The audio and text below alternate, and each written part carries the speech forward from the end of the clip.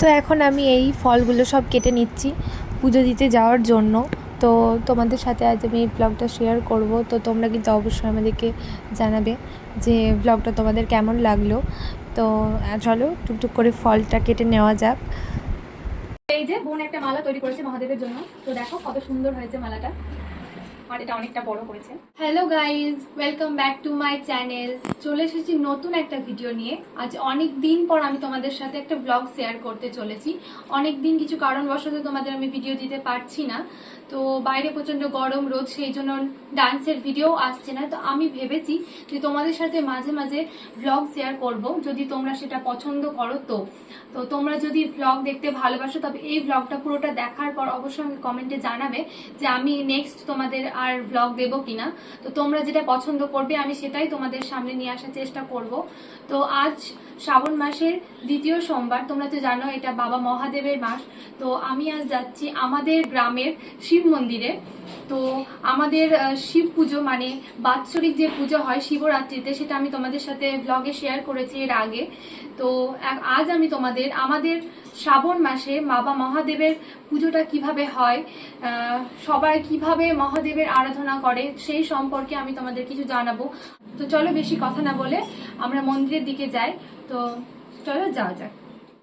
তো এখন মা, আমি আর বোন তিনজন মিলে চলে যাচ্ছি মন্দিরের দিকে পুজো দেওয়ার জন্য।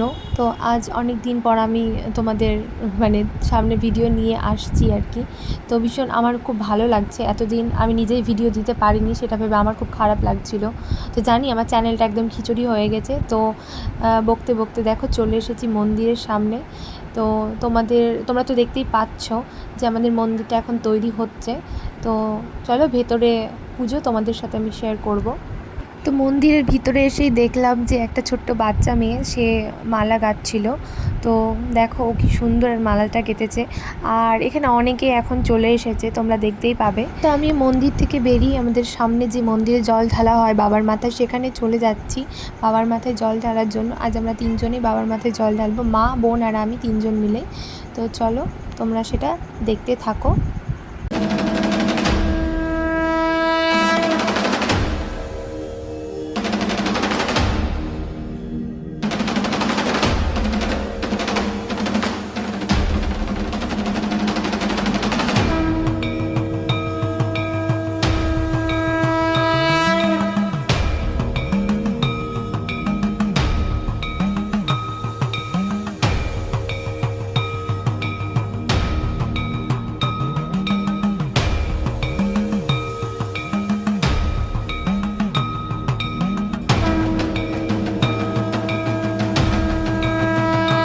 তো বন্ধুরা, আমরা চলে এসেছি আমাদের শিব মন্দিরে। তো তোমরা দেখতে পাচ্ছ আমি আমাদের মন্দিরে বসে আছি।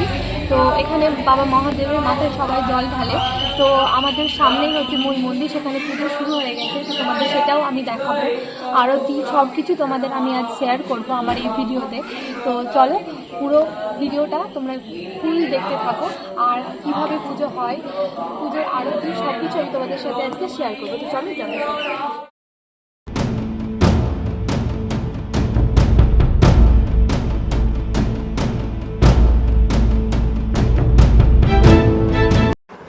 ইতিমধ্যে মন্দিরের পুজো শুরু হয়ে গেছে এবং গ্রামের অনেকেই এসেছেন বাবার কাছে পুজো দেওয়ার জন্য। তো আজ আমাদের গ্রামের মহাদেব সম্পর্কে কিছু বলবো।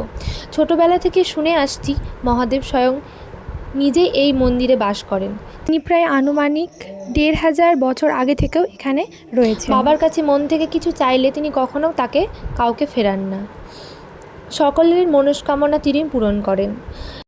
এই গ্রামের বাবা মহাদেবকে সকলে বুড়ো শিব বলে ডেকে থাকেন এবং বাবার বিগ্রহ ঠিক সেই রকমই তৈরি হয়, যেটা তোমরা আমার আগের ব্লগে দেখতে পাবে, যেটা আমি শিবরাত্রিতে করেছিলাম। তো তোমরা যদি সেই শিবরাত্রির ব্লগ দেখে না থাকো তো অবশ্যই তোমরা আমার চ্যানেলটা সার্চ করে দেখে নিও শিবরাত্রির ব্লগ, এবং বাৎসরিক পুজো যেটা হয় সেটা তোমরা অবশ্যই কিন্তু দেখে নিও। আর কেমন লেগেছে সেটাও তোমরা কিন্তু কমেন্টে আমাকে জানাবে। আর হ্যাঁ, আমি আমার আমি আমার গ্রামের মহাদেব সম্পর্কে যেটুকুটা তোমাদের জানালাম সেটা আমি ছোটো থেকে যতটা জানতে পেরেছি ততটাই তোমাদের আমি জানিয়েছি। মহাদেব সম্পর্কে বলাটা কিন্তু একদমই সহজ ব্যাপার নয়, আমি খুব একটা বেশি জানিও না। তো কেউ যদি তোমরা জেনে থাকো অবশ্যই সেটা আমাকে কমেন্টে জানাবে, আর আমি যদি কোনো কিছু ভুল বলে থাকি তো ছোটো বোন ভেবে আমাকে ক্ষমা করে দেবে। আর আমি তোমাদের সাথে এই মাঝে মাঝে এই ছোটো ছোটো ভ্লগগুলো শেয়ার করব, তোমরা যদি সেটা পছন্দ করো অবশ্যই আমাকে কিন্তু জানাবে। কারণ আমি দেখছি আমি ভ্লগ বানাচ্ছি বা ভিডিও দিচ্ছি ডান্সের, তো তোমরা সেগুলো ভালোভাবে ওয়াচ করছো না বা তোমরা লাইক কমেন্ট করছো না, তো সেটা তো খুব খারাপ লাগে, তাই না? আমি খুব কষ্ট করে পরিশ্রম করে ভিডিওগুলো বানাই, তো তোমরা যদি সেটা না দেখো আমার একদমই সেটা ভালো লাগে না। তোমরা ভিডিও দেখলে তোমরা যদি লাইক কমেন্ট করো তবে আমার ভীষণই ভালো লাগে, আমি আরও বেশি করে ভিডিও তোমাদের সামনে আনার চেষ্টা করব।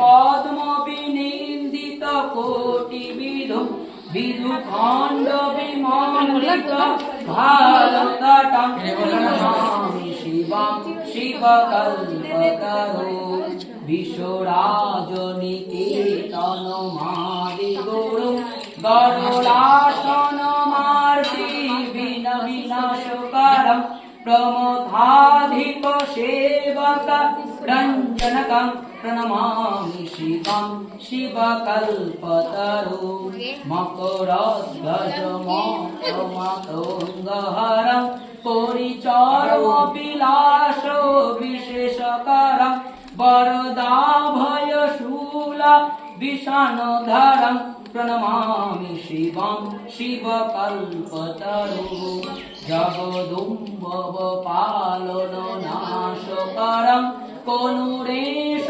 গুণাত্রয় রূপধরং প্রিয় মানব সাধু জৈনগতে প্রণমামি শিবং শিবকল্পতরো জ্ঞাতোত্যং পুষ্পং সদা পাপচিত্তং পুনর্জন্ম দুঃখতাৎ পরিত্রাহি শম্ভো ভজতঃ কিল দুঃখ সমৃদ্ধিহরং প্রণমামি শিবং শিবকল্পতরো ওম তস্সাৎ ইতি শিবাষ্টপ্তত্যং সমাপ্তম।